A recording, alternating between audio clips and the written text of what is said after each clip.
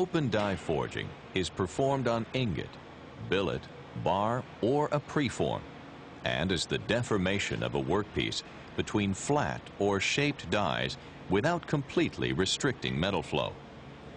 This deformation can result in lengthening of the workpiece while reducing its cross-section, upsetting regions along the length to greater sizes than adjacent regions, or bulging the workpiece's cross-section while reducing its length.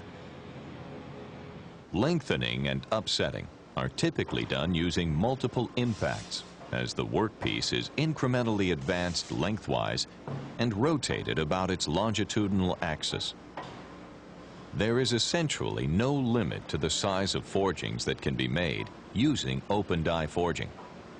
They can range from a few centimeters to 30 meters in length and weigh from a few to up to several 100,000 kilograms.